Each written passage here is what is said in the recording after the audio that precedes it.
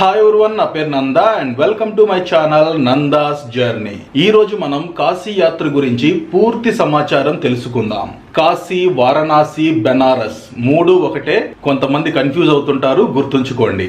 ఈ వీడియోలో కాశీ ఎక్కడ ఉంది, మన తెలుగు రాష్ట్రాల నుంచి కాశీ ఎలా చేరుకోవాలి, కాశీలో స్టే చేయడానికి మన తెలుగువారి ఆశ్రమాలు ఎక్కడ ఉన్నాయి, కాశీలో దర్శించవలసిన ప్రదేశాలేంటి, వాటిని ఒక వరుస క్రమంలో ఎలా దర్శించాలి, ఆలయంలో స్పెషల్ దర్శనం ఎలా బుక్ చేసుకోవాలి, స్పర్శ దర్శనం ఏ టైంలో ఉంటుంది, ఉదయం మంగళహారతి మరియు సాయంత్రం సప్తఋషి హారతి ఎలా బుక్ చేసుకోవాలి, కాశీ నుంచి ప్రయాగ్రాజ్ త్రివేణి సంగమం మరియు గయా క్షేత్రం ఎలా సందర్శించాలి, ఈ ట్రిప్ కావలసిన బడ్జెట్ ఎంత, ఈ విషయాలన్నీ డీటెయిల్డ్ గా 1 by 1 తెలుసుకుందాం రండి.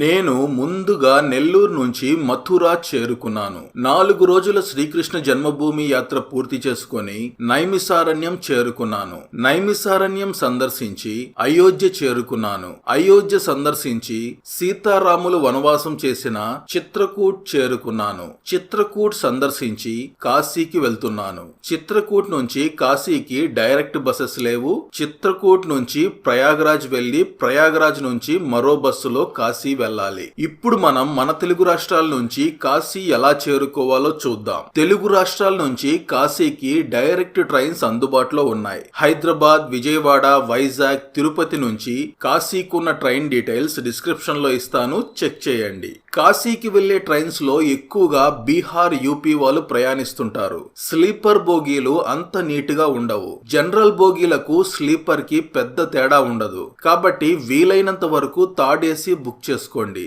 లేదు మేము ఎలాగోలా అడ్జస్ట్ చేసుకుంటాం అనుకుంటే స్లీపర్ బుక్ చేసుకోండి, మీ చాయిస్. మన తెలుగు రాష్ట్రాల నుంచి కాశీకి ట్రైన్ జర్నీ ఇంచుమించుగా 30 నుంచి 40 గంటల సమయం పడుతుంది. అది మీరు ఎక్కడి నుంచి వెళ్తున్నారనే దానిపై ఆధారపడి ఉంటుంది. కాశీలో 2 ప్రధాన రైల్వే స్టేషన్లు ఉన్నాయి, వారణాసి జంక్షన్ మరియు దీన్ దయాల్ ఉపాధ్యాయ్ జంక్షన్. ఇది వారణాసి జంక్షన్ కాశీలోనే ఉంటుంది. ఈ రైల్వే స్టేషన్ కోడ్ BSB. ఇది దీన్ దయాల్ ఉపాధ్యాయ్ జంక్షన్ కాశీకి 14 కిలోమీటర్ల దూరంలో ఉంటుంది. స్టేషన్ నుంచి ఆటోలో కాశీ చేరుకోవచ్చు. ఈ రైల్వే స్టేషన్ కోడ్ DDU, గుర్తుంచుకోండి. కాశీలో ఎయిర్పోర్ట్ అందుబాటులో ఉంది. లాల్ బహదూర్ శాస్త్రి ఇంటర్నేషనల్ ఎయిర్పోర్ట్ లేదా వారణాసి ఎయిర్పోర్ట్. ఎయిర్పోర్ట్ నుంచి కాశీ 25 కిలోమీటర్లు ఉంటుంది. ఎయిర్పోర్ట్ నుంచి క్యాబ్ లో కాశీ చేరుకోవచ్చు. హైదరాబాద్ నుంచి వారణాసికి డైరెక్ట్ ఫ్లైట్స్ అందుబాటులో ఉన్నాయి. విజయవాడ, వైజాగ్, తిరుపతి నుంచి 1 స్టాప్ ఫ్లైట్స్ అందుబాటులో ఉన్నాయి. నేను బస్సులో ప్రయాగ్రాజ్ నుంచి కాశీ చేరుకున్నాను. ఇదే కాశీలోని bus stand, Varanasi bus stand. ఇది వారణాసి జంక్షన్ కి ఆపోజిట్ లోనే ఉంటుంది. నేను హాలిడే సీజన్ లో కాశీకి రావడంతో హోటల్ ప్రైజెస్ చాలా ఎక్కువగా ఉన్నాయి. ఆన్లైన్ లో చెక్ చేస్తే అన్ని 3000, 4000 చూపిస్తున్నాయి. దీంతో డైరెక్ట్ గా తీసుకుందామని ఆన్లైన్ లో బుక్ చేసుకోలేదు. డైరెక్ట్ గా రూమ్స్ కోసం ఆటో తీసుకొని తిరుగుతుంటే అన్ని ఫుల్ అయిపోయాయి, ఒక్కటి కూడా ఖాళీ లేదు. చివరిగా హరిశ్చంద్ర ఘాట్ రోడ్ లో ఉన్న ఈ హోటల్లో రూమ్ దొరికింది. చెత్త రూమ్ కి 1600 చార్జ్ చేశారు. హాలిడే సీజన్ లో వస్తే సిచ్యువేషన్ ఇలాగే ఉంటుంది, గుర్తుంచుకోండి. ఇప్పుడు మనం కాశీలో ఎక్కడ స్టే చేయాలో చూద్దాం. ముందుగా మన తెలుగువారి ఆశ్రమాల గురించి తెలుసుకుందాం. కాశీలో తెలుగువారికి 2 ఆంధ్ర ఆశ్రమాలు ఉన్నాయి. ఒకటి రామతారక ఆంధ్ర ఆశ్రమం, రెండవది సైకిల్ స్వామి ఆశ్రమం. ఇవి కాకుండా ఆంధ్ర ఆశ్రమం పేరుతో చాలా ఉన్నాయి. కాకపోతే అవి ఆశ్రమాలు కాదు, హోటల్స్. వాటిలో కాస్ట్ ఎక్కువగా ఉంటుంది. ఈ 2 ఆశ్రమాల్లో తక్కువ ధరకి రూమ్స్ లభిస్తాయి. అదే విధంగా ఉచితంగా మధ్యాహ్న భోజనం, రాత్రి టిఫిన్ లభిస్తుంది. ఈ 2 ఆశ్రమాలు సోనార్పుర, పాండే హవేలీ అనే ప్రదేశంలో ఉంటాయి. సింగిల్ గా వచ్చే వారికి ఆశ్రమం వాళ్ళు రూమ్స్ ఇవ్వరు, లాకర్స్ ఇస్తారు. సింగిల్ గా వచ్చే వాళ్ళు కాశీలో తక్కువ ధరకు స్టే చేయడానికి ట్రావెల్ హాస్టల్స్ ఉన్నాయి. వాటి వివరాలు తర్వాత చెప్తాను. ముందుగా సైకిల్ స్వామి ఆశ్రమం గురించి డీటెయిల్ గా తెలుసుకుందాం. మీరు రైల్వే స్టేషన్ లో ట్రైన్ దిగాక ఆటో వాళ్ళని సోనార్పుర, పాండే హవేలీ, సైకిల్ స్వామి ఆశ్రమం అంటే డైరెక్ట్ గా ఆశ్రమానికి తీసుకువెళ్తారు. ఆటో వాళ్ళు 150 నుంచి 200 చార్జ్ చేస్తారు. ఇదే సైకిల్ స్వామి ఆశ్రమం. ఈ ఆశ్రమంలో తెలుగు వారికి తక్కువ ధరకి రూమ్స్ లభిస్తాయి. వీరు మధ్యాహ్నం భోజనం, రాత్రి టిఫిన్ ప్రొవైడ్ చేస్తారు. రూమ్స్ ఖాళీ లేకపోతే మన లగేజ్ పెట్టుకొని ఫ్రెష్ అప్ అవడానికి లాకర్స్ అందుబాటులో ఉన్నాయి. ఇది సైకిల్ స్వామి ఆశ్రమం యొక్క విజిటింగ్ కార్డ్. ఈ స్క్రీన్ పై కనిపిస్తున్న నెంబర్లకు మీరు కాల్ చేసి అడ్వాన్స్ బుకింగ్ చేసుకోవచ్చు. కాకపోతే మినిమం 2-3 నెలల ముందే కాల్ చేయాలి. ఈ బిల్డింగే కాదు, వీరికి దీని పక్కనే మరో 2 బిల్డింగ్స్ కూడా ఉన్నాయి. ఇదే రామతారక ఆంధ్ర ఆశ్రమం. సోనార్పుర ఏరియాలో ఉంటుంది. సైకిల్ స్వామి ఆశ్రమానికి ఒక 1/2 కిలోమీటర్ దూరంలో ఉంటుంది. ఆంధ్ర ఆశ్రమం పేరుతో కొంతమంది హోటల్స్ రన్ చేస్తున్నారు. ఆటో వాళ్ళు కమిషన్ కోసం వేరే వాటికి తీసుకెళ్తారు. కాబట్టి మీరు క్లియర్ గా గుర్తుంచుకోండి, రామతారక ఆంధ్ర ఆశ్రమం, సోనార్పుర. రామతారక ఆంధ్ర ఆశ్రమానికి అడ్వాన్స్ బుకింగ్ లేదు. మీరు వచ్చినప్పుడు రూమ్స్ ఖాళీ ఉంటే ఇస్తారు. ఇక్కడ లాకర్స్ కూడా అందుబాటులో ఉన్నాయి. లాకర్ లో మీ లగేజ్ పెట్టుకొని ఫ్రెష్ అప్ అయి దర్శనానికి వెళ్ళొచ్చు. ఆశ్రమంలో ఉచితంగా మధ్యాహ్న భోజనం, రాత్రి టిఫిన్ పెడతారు. రామతారక ఆంధ్ర ఆశ్రమం మరియు సైకిల్ స్వామి ఆశ్రమంలో రూమ్స్ దొరకకపోతే ఆ ఏరియాలోనే చాలా హోటల్స్ ఉంటాయి. రూమ్స్ చెక్ చేసుకొని తీసుకోండి. హరిశ్చంద్ర ఘాట్ రోడ్ లో కూడా చాలా హోటల్స్ అందుబాటులో ఉంటాయి. కాకపోతే కాస్ట్ కొంచెం ఎక్కువగా ఉంటుంది. హరిశ్చంద్ర ఘాట్ రోడ్ లో రూమ్ తీసుకుంటే కొన్ని బెనిఫిట్స్ ఉన్నాయి. అవేంటంటే హరిశ్చంద్ర ఘాట్ పక్కనే కేదార్ ఘాట్ ఉంటుంది. కేదార్ ఘాట్ నుంచి మణికర్ణిక ఘాట్ వెళ్ళడానికి లేదా గంగా హారతి సందర్శించడానికి షేర్డ్ బోట్స్ లభిస్తాయి. సింగిల్ గా వచ్చే వాళ్ళకి ఆశ్రమంలో రూమ్స్ ఇవ్వరు అని చెప్పాను కదా. సింగిల్ గా వచ్చే వాళ్ళు తక్కువ కాస్ట్ లో స్టే చేయడానికి ట్రావెల్ హాస్టల్స్ అందుబాటులో ఉన్నాయి. 300 నుంచి 500లో ఉంటాయి. booking.com లో చెక్ చేయండి. హాస్టల్ వివరాలు డిస్క్రిప్షన్ లో ఇస్తాను, చెక్ చేయండి. ఇప్పుడు మనం కాశీలో పిండ ప్రదానాలు ఎక్కడ చేస్తారు, ఎంత ఛార్జ్ చేస్తారో తెలుసుకుందాం. రామతారక ఆంధ్ర ఆశ్రమం మరియు సైకిల్ స్వామి ఆశ్రమానికి సమీపంలో రాజ్ ఘాట్ ఉంటుంది. అక్కడ పిండ ప్రదానాలు చేసుకోవచ్చు. రాజ్ ఘాట్ లో తెలుగు పంతులు కూడా లభిస్తారు. తెలుగువారు కాకపోయినా తెలుగు తెలిసిన వారైతే ఖచ్చితంగా ఉంటారు. రామతారక ఆంధ్ర ఆశ్రమంలోనే పిండ ప్రదానం చేసేందుకు పంతులు లభిస్తారు. ముందు రోజు వెళ్లి వాళ్ళతో మాట్లాడుకోండి. అన్ని వస్తువులు వాళ్లే తీసుకువస్తారు. 1000 నుంచి 1500 వరకు ఛార్జ్ చేస్తారు. ఫిక్స్డ్ ప్రైజెస్ ఏమీ లేవు. ఒక్కొక్కరు ఒక్కొక్క ప్రైస్ చెప్తున్నారు. ఇప్పుడు మనం కాశీలో దర్శించవలసిన ప్రదేశాలేంటి, వాటిని ఒక వరుస క్రమంలో ఎలా సందర్శించాలో చూద్దాం. ఇక్కడ మీరు ఒక ముఖ్యమైన విషయం గుర్తుంచుకోవాలి. కాశీలోని ముఖ్యమైన ప్రదేశాలు సందర్శించాలంటే మనం చాలా దూరం నడవాల్సి ఉంటుంది. దీన్ని గుర్తుంచుకోండి. మినిమం 4 కిలోమీటర్లైనా నడవాలి. నడవలేని వాళ్ళకున్న ఆప్షన్స్ ఏంటి అనేది వీడియోలో చెప్తాను, డోంట్ వర్రీ. మీకు కాశీ దర్శనాన్ని 2 విధాలుగా చూపిస్తాను. ఒకటి, ఉదయాన్నే గంగా నదిలో స్నానం చేసి అన్ని ముఖ్యమైన ఆలయాలు దర్శించుకొని మణికర్ణిక ఘాట్ చేరుకొని మధ్యాహ్నం 12 గంటలకి తిరిగి గంగా నదిలో స్నానం చేయడం. రెండవది, ముందుగా మణికర్ణిక ఘాట్ చేరుకొని మధ్యాహ్నం 12 గంటలకి గంగా నదిలో స్నానం చేసి తరువాత ముఖ్యమైన ఆలయాలు దర్శించుకోవడం. మొదటి విధానాన్ని డీటెయిల్డ్ గా ఎక్స్ప్లెయిన్ చేస్తాను. అది చూశాక మీకు ఒక ఐడియా వస్తుంది కాబట్టి రెండో విధానాన్ని బ్రీఫ్ గా ఎక్స్ప్లెయిన్ చేస్తాను. మీరు ఏ విధంగా కాశీని దర్శించుకున్నా ముందుగా కాశీలో కాలభైరవ ఆలయాన్ని దర్శించుకోవాలి. సోనార్పుర నుంచి కాలభైరవ ఆలయానికి ఆటో వాళ్ళు 150 నుంచి 200 ఛార్జ్ చేస్తారు. ఆటోస్ ఇక్కడ వరకే అలౌ చేస్తారు. ఇక్కడ నుంచి మనం కొంత దూరం నడవాల్సి ఉంటుంది. నడవలేని వాళ్ళు ఎర్లీ మార్నింగ్ 5 నుంచి 6 లోపు చేరుకోండి. ఆటోస్ ఆలయం వరకు వెళ్తాయి. ఆలయానికి వెళ్లే లోపు కాలభైరవ ఆలయం యొక్క స్థల పురాణం తెలుసుకుందాం. కథ చాలా పెద్దది, షార్ట్ గా చెప్తాను. శివుని ఆజ్ఞ మేరకు కాలభైరవుడు బ్రహ్మదేవుని 5వ శిరస్సును ఖండించాడు. దీనితో బ్రహ్మదేవుని గర్వం అణిగిపోయింది. తిరిగి కాలభైరవుడు శివుని చెంత నిలిచాడు. నీవు బ్రహ్మదేవుని శిరస్సును ఖండించడం వల్ల బ్రహ్మహత్య పాతకం సోకింది. కనుక నీవు బ్రహ్మ కపాలాన్ని చేతిలో ధరించి తీర్థయాత్రలు చేయి అని శివుడు సలహా ఇచ్చాడు. కాలభైరవుడు బ్రహ్మహత్య పాతకం పాతకాన్ని తొలగించుకోవడం కోసం బ్రహ్మ కపాలాన్ని చేతిలో ధరించి క్షేత్ర పర్యటన ప్రారంభించాడు. ఎన్ని క్షేత్రాలు పర్యటించినా తనకు సోకిన పాతకం విడవనందున మహావిష్ణువు వద్దకు వెళ్లి ఆయన్ని ప్రార్థించాడు. శ్రీ మహావిష్ణువు, కాలభైరవ, నీవు శివుడి పుత్రుడవు కనుక నీవు కాశీ క్షేత్రానికి వెళ్ళు. కాశీ క్షేత్రంలో అడుగు పెట్టినంతనే నీ బ్రహ్మహత్యా పాతకం భస్మమవుతుంది అని సలహా ఇచ్చాడు. దీనితో కాలభైరవుడు కాశీ నగరానికి చేరుకోవడంతోనే బ్రహ్మహత్యా పాతకం తొలగిపోతుంది. బ్రహ్మ కపాలాన్ని కాశీలో పూడ్చిపెట్టాడు. బ్రహ్మ కపాలం పూడ్చిపెట్టిన చోటు ఏర్పడిన తీర్థమే నేటి కాశీ క్షేత్రంలోని కపాల మోక్ష తీర్థం. తర్వాత కాలభైరవుని చూసిన శివుడు, భక్తుల పాపములను తీసి వాటిని నువ్వు తినేయి. నువ్వు పాపములను తినేసి వాళ్ళను రక్షిస్తావు కాబట్టి నీకు పాపభక్షకుడు అనే పేరునిస్తున్నాను. నిన్ను కాశీ క్షేత్రమునకు అధిపతిగా ఉంచుతున్నాను. నీ అనుగ్రహం ఉన్నవాళ్లే కాశీ క్షేత్ర ప్రవేశం చేస్తారు అని చెప్పాడు. అందుకే మనం కాశీ యాత్రలో ముందుగా కాలభైరవుని దర్శించుకొని ఆయన అనుమతి తీసుకొని యాత్ర చేయాలి. ఆలయంలో భక్తుల రద్దీ ఎక్కువగా ఉంది. కాలభైరవ దర్శనానికి కొంచెం టైం పడుతుంది. కాశీ యాత్రకు వెళ్లిన వారు కాశీ తాడు కట్టుకుంటారు కదా, ఈ ఆలయంలోనే కాశీ తాడు కడతారు. అదే విధంగా ఆలయంలో ప్రదక్షిణ చేసేటప్పుడు దండంతో కొడతారు. దాన్నే భైరవ దండన అని పిలుస్తారు. ఇలా కొట్టించుకున్న వారికి నరకంలో భైరవ యాతన అనేది ఉండదట. కాలభైరవుడు దర్శించుకోండి. కాలభైరవుణ్ణి దర్శించుకొని తిరిగి వెనక్కి వస్తే కాలభైరవ ఆలయానికి వెళ్లే వీధికి ఎగ్జాక్ట్ ఆపోజిట్ లో ఉన్న వీధిలో వెళితే మృత్యుంజయ మహాదేవ్ ఆలయం ఉంటుంది. కొంచెం దూరమే ఉంటుంది, నడుచుకుంటూ వెళ్ళొచ్చు. ఇదే మృత్యుంజయ మహాదేవ్ ఆలయం. రండి లోపలికి వెళ్దాం.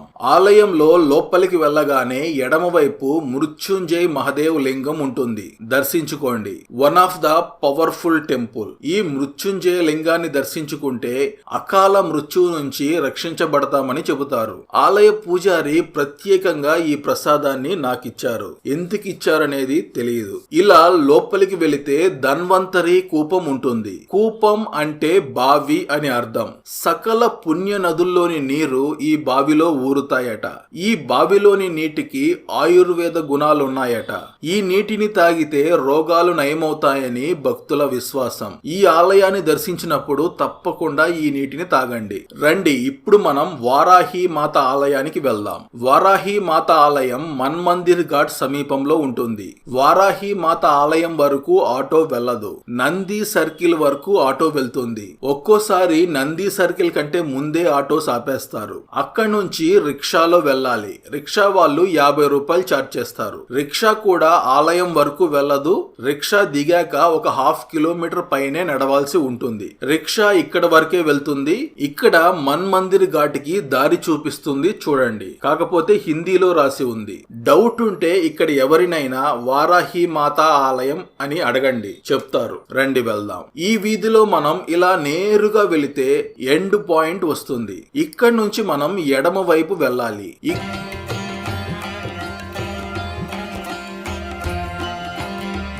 ఇక్కడ నుంచి మనం ఇలా నేరుగా నడుచుకుంటూ వెళితే ఈ దోసా కేఫ్ కనిపిస్తుంది కదా, ఆ దోసా కేఫ్ కి ఆపోజిట్ లో ఉన్న వీధిలో వెళ్ళాలి. మీకు డౌట్ ఉంటే ఇక్కడ లోకల్ పీపుల్ అడగండి, హెల్ప్ చేస్తారు. ఇక్కడ నుంచి ఇలా నేరుగా నడుచుకుంటూ వెళితే గంగా నదిపై ఉన్న మన్మందిర్ ఘాట్ వస్తుంది.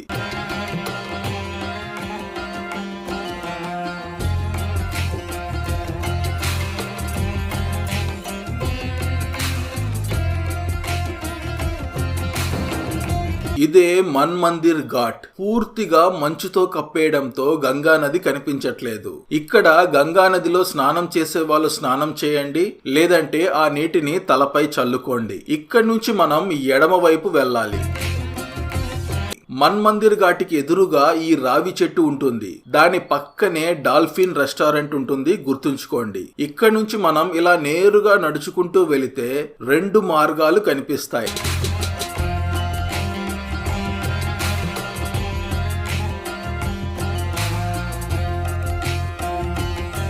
మనం కుడివైపు వెళ్ళాలి, రైట్ సైడ్. ఇలా నేరుగా వెళితే వారాహి మాతా ఆలయం వస్తుంది.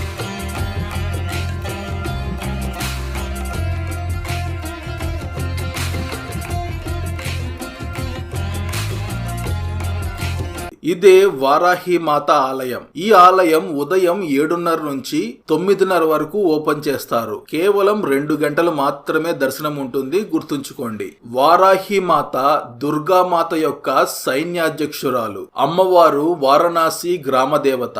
చీకటి పడింది మొదలు ఉదయం వరకు గ్రామ సంచారం చేసి వచ్చి విశ్రమిస్తుంది. వారాహి అమ్మవారు ఉగ్రరూపిణి. దుష్ట శక్తులను అణచడానికి వీలుగా ఉగ్ర కళతో రూపొందించబడిందట. అందుకే అమ్మవారిని మనం డైరెక్ట్ గా దర్శించుకోలేము. అమ్మవారి ఆలయం భూగ్రహంలో ఉంటుంది. మనం పైనుంచి అమ్మవారిని దర్శించుకోవడానికి ఏర్పాటు చేసిన 2 కన్నాల్లో నుండి దర్శనం చేసుకోవాలి. ఒక కన్నంలో నుండి చూస్తే అమ్మవారి ముఖం లేదా కేవలం కన్ను మాత్రమే కనిపిస్తుంది. రెండవ కన్నంలో నుండి చూస్తే పాదాలు దర్శనమవుతాయి. అమ్మవారికి పూజ చేసే పూజారి కూడా నిమిషాల వ్యవధిలో అలంకరణ చేసి హారతిచ్చేసి సెల్లార్లో నుండి బయటికి వచ్చేస్తాడు. ఆలయం లోపల కెమెరా అలౌ లేదు. ఇప్పుడు మనం విశాలాక్షి అమ్మవారి ఆలయాన్ని దర్శించుకుందాం రండి. వారాహి మాతను దర్శించుకొని ఇక్కడి నుంచి ముందుకు వెళితే ఇలా డెడ్ ఎండ్ వస్తుంది. ఇక్కడ నుంచి మనం ఎడమ వైపుకు వెళ్ళాలి. కుడి వైపుకు వెళితే మానస్ సరోవర్ ఘాట్ వస్తుంది. ఇక్కడ నుంచి మనం ఇలా నేరుగా నడుచుకుంటూ వెళితే మరో డెడ్ ఎండ్ వస్తుంది. ఇక్కడ నుంచి కుడివైపు వెళ్ళాలి. ఇక్కడ నుంచి ఇలా నేరుగా కొంత దూరం నడుచుకుంటూ వెళ్ళాలి. మధ్యలో మీకు ఏమన్నా డౌట్ వస్తే విశాలాక్షి ఆలయం ఎలా వెళ్లాలో అడగండి, చెప్తారు. కాశీలో ఈ చిన్న చిన్న వీధుల్లో నడుస్తున్న అనుభూతి చాలా బాగుంటుంది.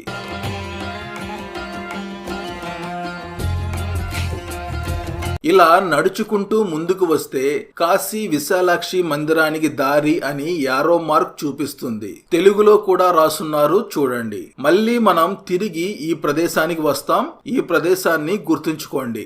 ఇలా నేరుగా వెళితే చివరిలో విశాలాక్షి ఆలయానికి ఎడమ వైపు వెళ్ళండి అని దారి చూపిస్తుంది. ఇలా ఎడమ వైపు ముందుకు వెళితే ఈ పాయింట్ వస్తుంది. ఇక్కడ నుంచి కుడివైపు వెళితే కాశీ విశాలాక్షి ఆలయం కనిపిస్తుంది. ఇదే కాశీ విశాలాక్షి ఆలయం.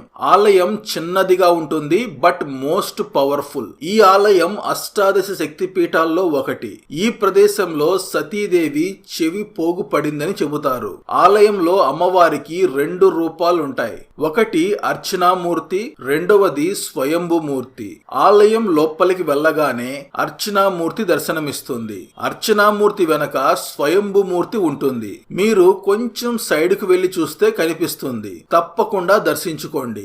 విశాలాక్షి అమ్మవారిని దర్శించుకొని తిరిగి వెనక్కి నడుచుకొని ఈ ప్రదేశానికి చేరుకోండి. ఇక్కడ నుంచి మనం ఎడమ వైపుకు వెళ్ళాలి. అలా కొంచెం ముందుకు నడుచుకుంటూ వెళ్లి మొదటి కుడివైపు వీధిలో వెళ్ళాలి. ఈ పెయింటింగ్ గుర్తు పెట్టుకోండి. ఇక్కడ నుంచి ఈ చిన్న సందులో నేరుగా నడుచుకుంటూ వెళ్ళాలి.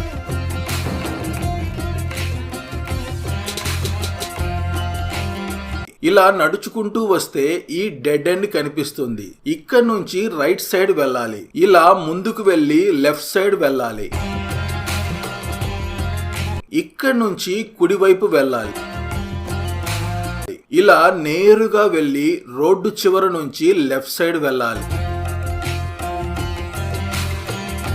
అలా ముందుకు వెళితే ఎండ్ పాయింట్ వస్తుంది. ఇక్కడ నుంచి కుడివైపు వెళితే విశ్వనాథ్ గల్లీ వస్తుంది. ఇలా ఎడమ వైపు కొంచెం ముందుకు వెళితే సాక్షి గణపతి ఆలయం ఉంటుంది. రండి, ముందు సాక్షి గణపతిని దర్శించుకొని వెళ్దాం.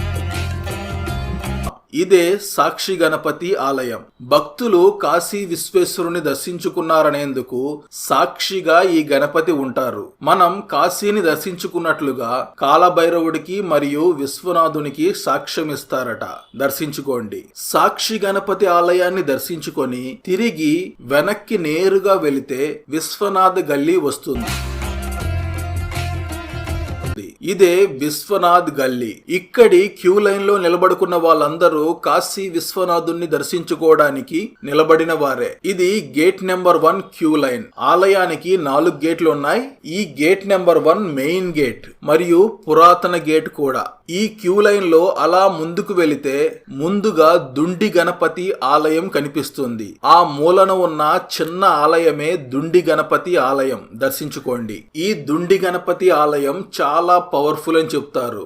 దేవతలు కాశీ రాజ్యానికి దివోదాసును రాజును చేస్తారు. కాశీ విశ్వనాథుడు కాశీలో ఉన్నంత కాలం ప్రజలు తనను పట్టించుకోరని విశ్వనాథుణ్ణి కాశీ విడిచి వెళ్లాలని దేవతలను కోరతాడు. అలా దివోదాసు పరిపాలనలో కాశీ విడిచి వెళ్లిన మహాశివుణ్ణి తిరిగి కాశీకి రప్పించడానికి దేవతలందరూ ఈ దుండి గణపతిని జ్యోతిష్కుని రూపంలో దివోదాసు దగ్గరికి పంపించి తనకి వైరాగ్యం కలిగే విధంగా చేస్తారు. కాశీ వచ్చిన వాళ్ళు తప్పకుండా ఈ దుండి గణపతిని దర్శించుకోవాలి. ఇక్కడ వరకే మన మొబైల్స్, ఇతర ఎలక్ట్రానిక్ ఐటమ్స్ అలౌ చేస్తారు. ఇక్కడ కనిపిస్తున్న అన్ని షాప్స్ లో లాకర్స్ ఉంటాయి. ఆ లాకర్స్ లో మన మొబైల్స్ పెట్టుకోవచ్చు. కీస్ మనకే ఇస్తారు. చెప్పులు కూడా ఇక్కడే పెట్టుకోవచ్చు. వీళ్ళు మనీ ఏం ఛార్జ్ చేయరు. కాకపోతే వీళ్ళ దగ్గర ఖచ్చితంగా పూజా సామాగ్రి కొనుక్కోవాలి. అవి 150 నుంచి 200 వరకు ఉంటాయి. మీకు గవర్నమెంట్ లాకర్స్ కావాలంటే గేట్ నెంబర్ 4 లో ఉంటాయి.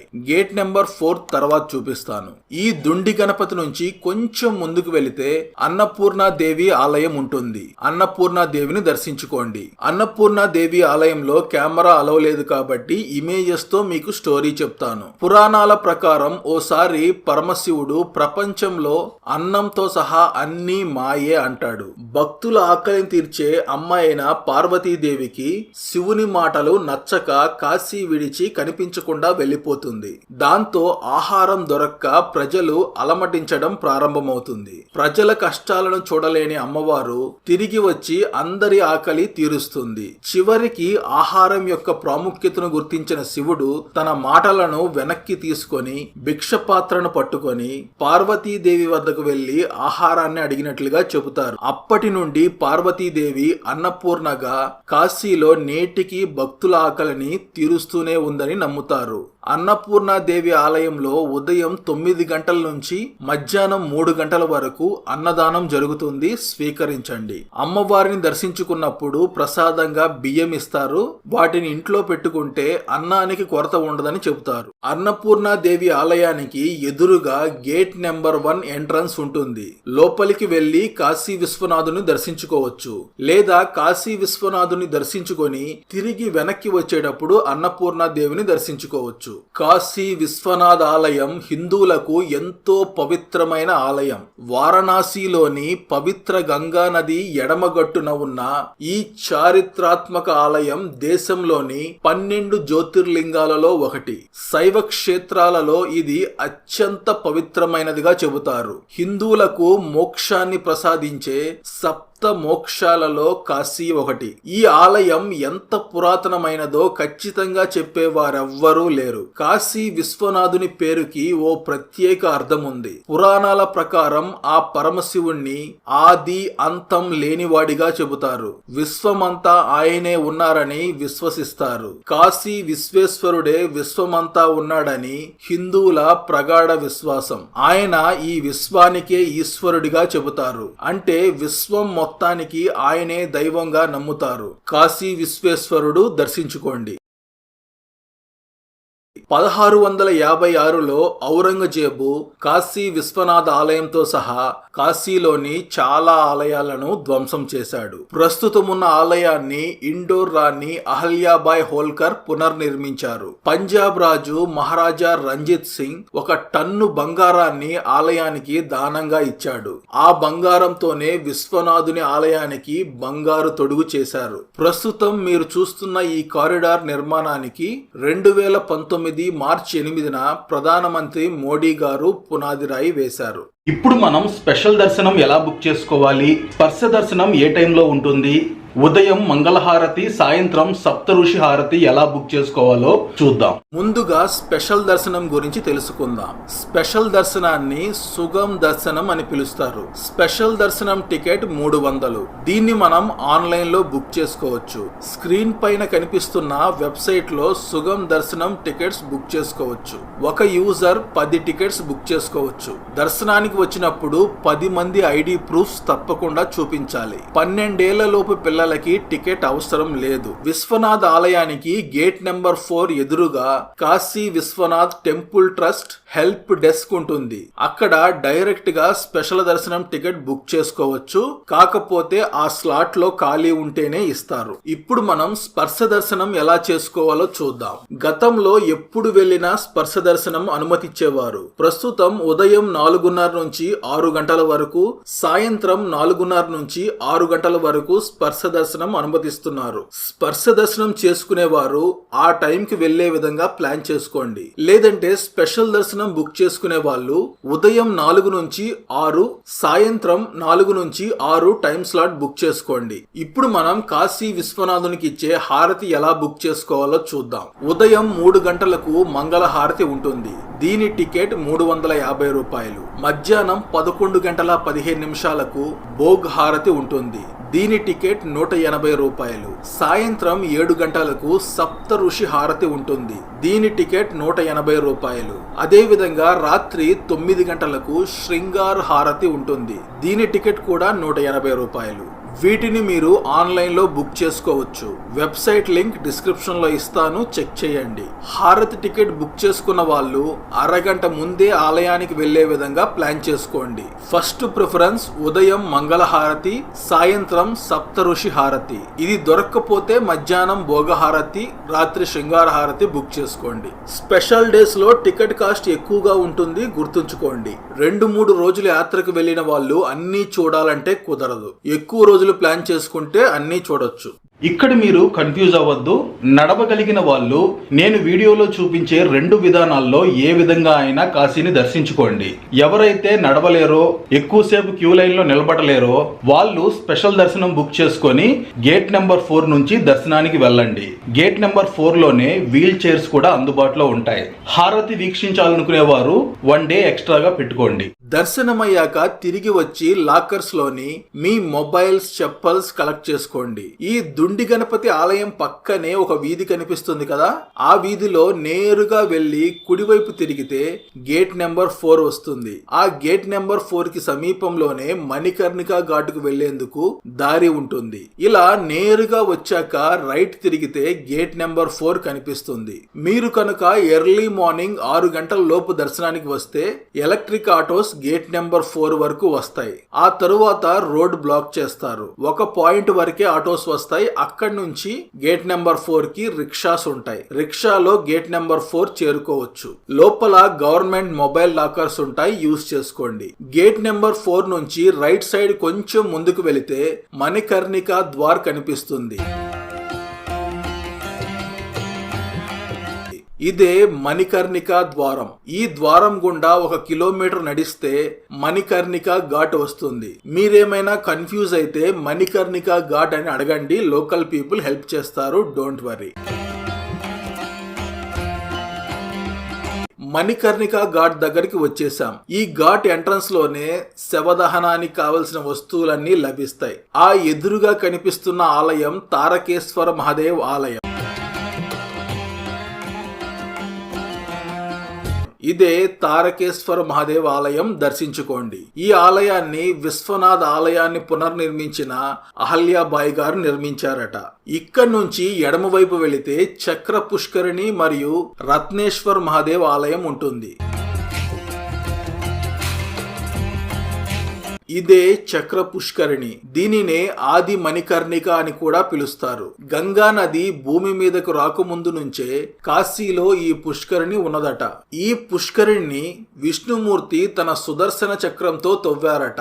అందుకే దీనిని చక్ర పుష్కరిణి అని పిలుస్తారు. ఈ ప్రదేశంలో విష్ణుమూర్తి 1000 సంవత్సరాలు తపస్సు చేశారట. ఆ తపస్సుకు మెచ్చి శివపార్వతి ప్రత్యక్షమై ఏం వరం కావాలో కోరుకోమంటే విష్ణుమూర్తి మహాశివుని మహాదేవుణ్ణి ఈ ప్రదేశంలోనే కొలువై ఉండమని కోరుకున్నాడట. ఆ సమయంలోనే శివుని యొక్క మణికుండలం ఈ ప్రదేశంలో పడింది. అందుకే ఈ ప్రదేశాన్ని మణికర్ణిక అని పిలుస్తారు. సంవత్సరంలో 5-6 నెలలు మాత్రమే ఈ పుష్కరిణిలో నీళ్లుంటాయట. దీనికి ఎదురుగా ఒక ప్రత్యేకమైన ఆలయం ఉంది, రండి చూద్దాం. గంగా నదిలో కుంగిపోయి ఉన్న ఈ ఆలయం రత్నేశ్వర్ మహాదేవ్ ఆలయం. మీరు ఎండాకాలంలో వస్తే ఈ ఆలయాన్ని దర్శించుకోవచ్చు, లేదంటే నీటిలో మునిగి ఉంటుంది కాబట్టి దర్శించుకోలేం. ఈ ఆలయం ఎవరు ఎప్పుడు నిర్మించారనే దానికి సరైన ఆధారాలు లేవు. ఒక్కొక్కరు ఒక్కొక్క స్టోరీ చెప్తుంటారు. ఇంకొంతమంది శాపం వల్ల ఇది ఇలా ఒరిగిపోయిందంటారు. కానీ బ్రిటిష్ కాలం నాటి ఫొటోస్ లో ఈ ఆలయం నిటారుగానే ఉంది. ఆ తరువాత గంగా నదిలో వచ్చిన ఆటుపోట్ల వల్ల ఒరిగిపోయింది. ప్రతిరోజు మధ్యాహ్నం 12 గంటలకు దేవతలందరూ సూక్ష్మ శరీరంతో ఈ మణికర్ణిక ఘాట్ లో స్నానం చేయడానికి వస్తారని చెబుతారు. ఈ కారణంతో భక్తులంతా మధ్యాహ్నం 12 గంటలకు మణికర్ణిక ఘాట్ లో స్నానం చేస్తారు. కాబట్టి వీలైనంత వరకు మీరు 11:30 కల్లా అన్ని దర్శించుకొని మణికర్ణిక ఘాట్ చేరుకోండి. 12 గంటలకు ఈ మణికర్ణిక ఘాట్ లో స్నానం చేయండి. కాశీలో 84 ఘాట్లలో ప్రధాన ఘాట్ ఇది. ఈ ఘాట్ లో నిత్యం శవదహనం జరుగుతుంది. 24 అవర్స్ గ్యాప్ లేకుండా జరుగుతుంది. మణికర్ణిక ఘాట్ ని స్వయంగా మహాశివుడే పర్యవేక్షిస్తాడట. ఈ ఘాట్ లో శవదహనం చేస్తే మోక్షం లభిస్తుందని భక్తుల విశ్వాసం.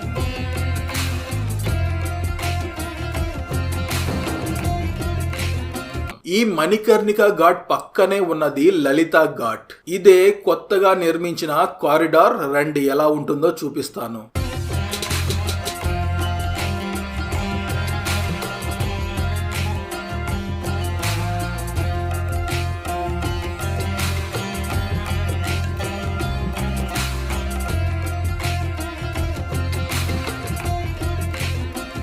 ఇప్పుడు మనం తిరిగి మరో 2 కిలోమీటర్లు నడుచుకొని అక్కడి నుంచి ఆటోలో మన ఆశ్రమం లేదా హోటల్ కి వెళ్లే బదులు బోట్ లో ఘాట్స్ అన్ని సందర్శిస్తూ మన ఆశ్రమం లేదా హోటల్ చేరుకోవచ్చు. ఈ లలిత ఘాట్ నుంచి షేర్డ్ బోట్స్ లభిస్తాయి. ఇదే మనం వెళ్ళబోయే బోట్. రండి వెళ్దాం. లలిత ఘాట్ నుంచి అస్సీ ఘాట్ వరకు వెళ్లి తిరిగి అస్సీ ఘాట్ నుంచి లలిత ఘాట్ లో డ్రాప్ చేయడానికి షేర్ బోట్ వాళ్ళు ఒకరికి 100 రూపాయలు చార్జ్ చేస్తున్నారు. అదే మీరు సొంతంగా బోట్ తీసుకుంటే 1500 వరకు చార్జ్ చేస్తున్నారు. మీ ఫ్యామిలీ వరకే సపరేట్ గా బోట్ లో వెళ్ళొచ్చు.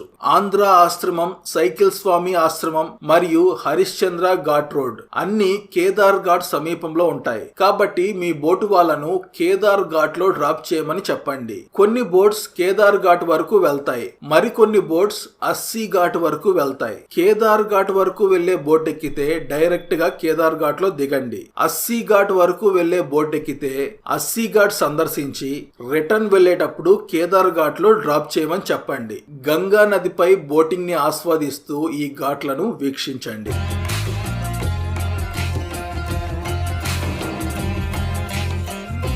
ఇప్పుడు సమయం మధ్యాహ్నం 12:30. కానీ మంచు చూడండి ఎలా ఉందో. చలికాలంలో వస్తే క్లైమేట్ ఇలాగే ఉంటుంది.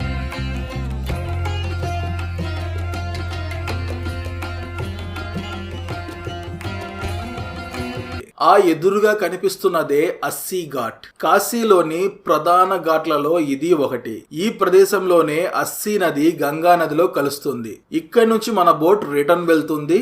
బోట్ లలిత ఘాట్ వరకు వెళ్తుంది. కేదార్ ఘాట్ కి మన ఆశ్రమాలు దగ్గరగా ఉంటాయి కాబట్టి బోట్ వాళ్ళని కేదార్ ఘాట్ లో డ్రాప్ చేయమని చెప్పండి.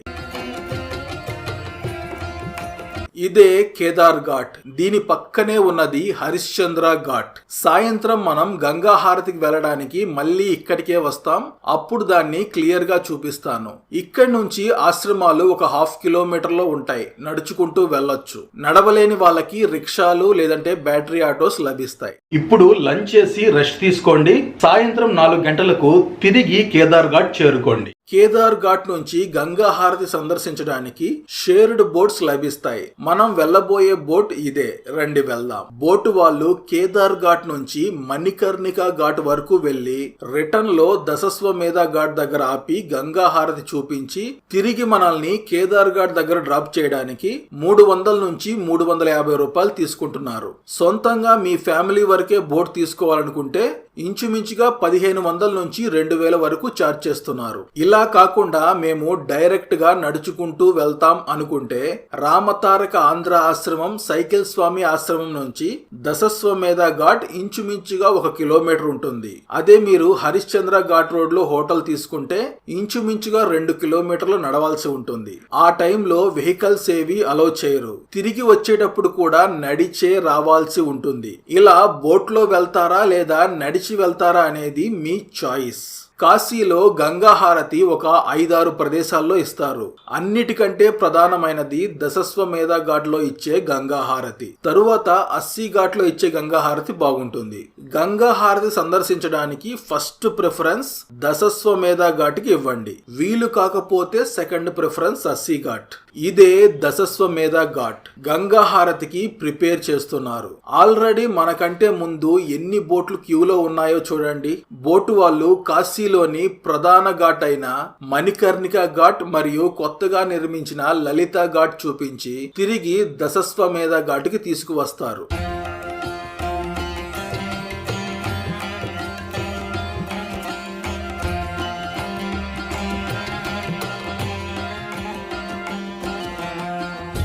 ఇదే మణికర్ణిక ఘాట్. ఇక్కడ నుంచి మన బోట్ రిటర్న్ వెళ్తుంది.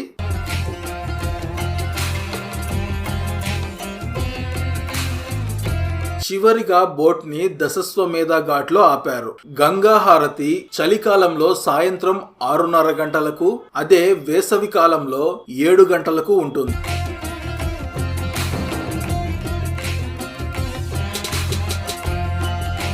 గంగా హారతి మొదలైంది, వీక్షించండి.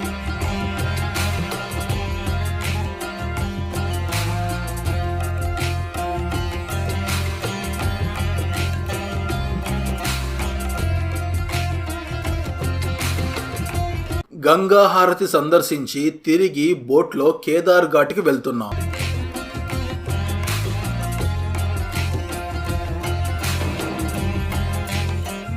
కేదార్ ఘాట్ పక్కన ఉన్నదే హరిశ్చంద్ర ఘాట్. రండి సందర్శిద్దాం. ఇదే హరిశ్చంద్ర ఘాట్. ఈ ఘాట్ లోనే హరిశ్చంద్రుడు కాటి కాపరిగా పనిచేశారట. మణికర్ణిక ఘాట్ తర్వాత ఎక్కువగా శవదహనం చేసేది ఇక్కడే. ఇది సత్య హరిశ్చంద్రుని ఆలయం. హరిశ్చంద్ర ఘాట్ సందర్శించాక ఆశ్రమానికి వెళ్లే వాళ్ళు ఆశ్రమానికి వెళ్ళండి, హోటల్ కి వెళ్లే వాళ్ళు హోటల్ కి వెళ్ళండి. కాశీలో అతి ముఖ్యమైన ప్రదేశాలన్నీ సందర్శించాం. ఇవి కాకుండా కాశీలో ఇంకేం సందర్శించాలో తెలుసుకునే ముందు రెండో విధానాన్ని బ్రీఫ్ గా ఎక్స్ప్లెయిన్ చేస్తాను.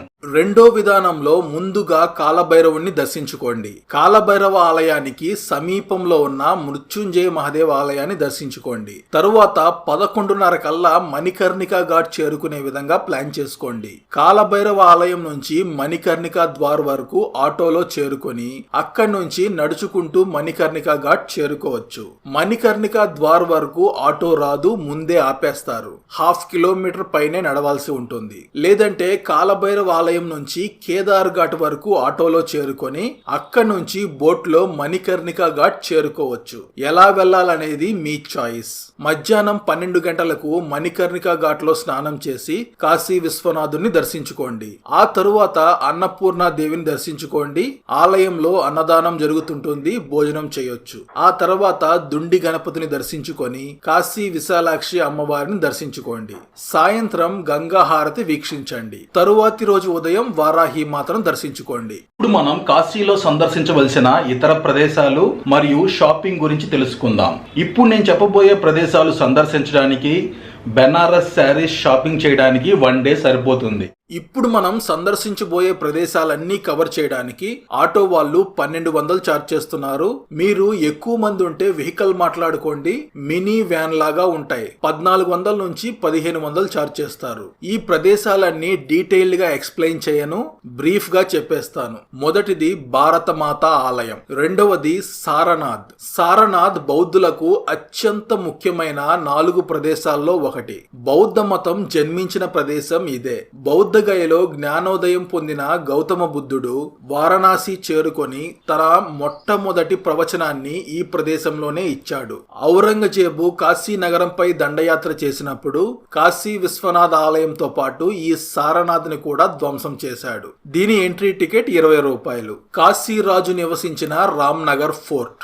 రామ్నగర్ ఫోర్ట్ గంగా నది ఒడ్డున ఉంటుంది. దీనిని 1750లో కాశీ నరేష్ రాజా బలవంత్ సింగ్ నిర్మించారు.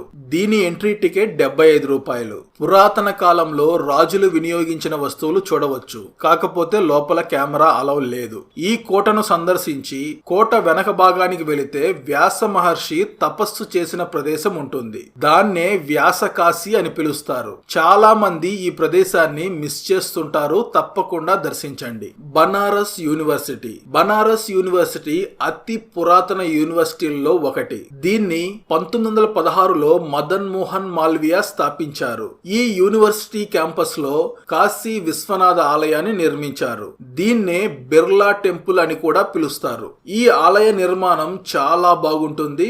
ఈ ఆలయ సమీపంలో cold coffee with ice cream అమ్ముతారు. చాలా బాగుంటుంది. తప్పకుండా ట్రై చేయండి. దీని కాస్ట్ 40 రూపాయలు. సంకట్ మోచన్ హనుమాన్ మందిర్. సంకట్ మోచన్ హనుమాన్ టెంపుల్ కాశీలోని పవర్ఫుల్ టెంపుల్స్ లలో ఒకటి. మంగళవారం భక్తుల రద్దీ చాలా ఎక్కువగా ఉంటుంది. ఈ ఆలయాన్ని 16వ శతాబ్దంలో ఫేమస్ పోయెట్ తులసీదాస్ నిర్మించారు. ఆలయంలోకి కెమెరా, మొబైల్స్ అలౌ చేయరు. ఎంట్రన్స్ లో లాకర్ ఉంటుంది. లాకర్ లో పెట్టుకుని వెళ్ళాలి. గవ్వలమ్మ గుడి. ఇది గవ్వలమ్మ గుడి. అమ్మవారు కాశీ గ్రామ దేవత. నార్త్ ఇండియన్స్ కౌడీ మాత అని పిలుస్తారు. కొంతమంది కాశీ యాత్రలో చివరిగా ఈ ఆలయాన్ని దర్శించుకుంటేనే కాశీ యాత్ర ఫలం లభిస్తుందని చెబుతారు. దుర్గా మందిర్. ఇది దుర్గామాత ఆలయం. తప్పకుండా సందర్శించండి. తులసి మానస్ మందిర్. ఈ ప్రదేశంలోనే తులసీదాస్ గోస్వామి రామచరిత మానస్ రచించారట. బాబా కినారాం ఆశ్రమం. ఇది అఘోరీ బాబాల ఆశ్రమం. అఘోరీలకు ప్రత్యేకంగా ఆశ్రమం ఉండాలనే కినారాం బాబా నిర్మించారట. ఈ ఆలయాలను దర్శించాక బనారస్ సారీ షాపింగ్ చేసుకోవచ్చు. ఇంతటితో కాశీలోని ఆలయాల సందర్శన పూర్తయింది. కాశీ నుంచి ప్రయాగ్రాజ్ వెళ్లి ప్రయాగ్రాజ్ లోని త్రివేణి సంగమం, పిండదానం, వేణీదానం, మాధవేశ్వరి శక్తిపీఠం, నాగవాసుకి మందిరం మరియు కాశీ ప్రయాగ్ మధ్యలో ఉన్న సీతాదేవి భూమిలోకి ప్రవేశించి అవతారం ముగించిన ప్రదేశం. ఇవన్నీ వన్ డేలో ఎలా కవర్ చేయాలో ప్రయాగ్రాజ్ వీడియోలో చూపిస్తాను. అదే విధంగా గయా క్షేత్రానికి వెళ్లి గయాలో పిండదానం, విష్ణుపాద మందిరం, మంగళగౌరి శక్తిపీఠం, సీతాదేవి దశరథ మహారాజుకి పిండ ప్రదానం చేసిన ప్రదేశం మరియు గౌతమ బుద్ధుడికి జ్ఞానోదయమైన బౌద్ధ గయా సందర్శించి కాశీ ఎలా చేరుకోవాలో గయా వీడియోలో చూపిస్తాను. తరువాత కాశీ నుంచి వింధ్యాచలం వెళ్లి వింధ్యవాహిని అమ్మవారిని దర్శించుకొని తిరిగి కాశీ ఎలా చేరుకోవాలో వింధ్యాచలం వీడియోలో చూపిస్తాను. తరువాత ఆ వీడియోలు వరుసగా వస్తాయి. ఒకవేళ మీరు ఈ వీడియోని లేట్ గా చూస్తుంటే ఆ వీడియో లింక్స్ డిస్క్రిప్షన్ లో ఇస్తాను, కామెంట్ లో పిన్ చేస్తాను, చెక్ చేయండి. మీరు కాశీతో పాటు ప్రయాగ్రాజ్ త్రివేణి సంగమం మరియు గయా క్షేత్రం సందర్శించాలనుకుంటే మినిమం 5 నుంచి 6 రోజులు ప్లాన్ చేసుకోండి. రిటర్న్ ట్రైన్ డీటెయిల్స్ డిస్క్రిప్షన్ లో ఇస్తాను, చెక్ చేయండి. కాశీ యాత్ర యొక్క బడ్జెట్ డీటెయిల్స్ క్లియర్ గా డిస్క్రిప్షన్ లో ఇస్తాను, చెక్ చేయండి. ఈ వీడియోకి సంబంధించి మీకు ఏదైనా డౌట్స్ ఉంటే కామెంట్ సెక్షన్ లో కామెంట్ చేయండి, రిప్లై ఇస్తాను. ఈ వీడియో మీకు నచ్చితే లైక్ చేయండి, షేర్ చేయండి అండ్ సబ్స్క్రైబ్ చేసుకోండి. బెల్ ఐకాన్ ప్రెస్ చేయడం మర్చిపోవద్దు.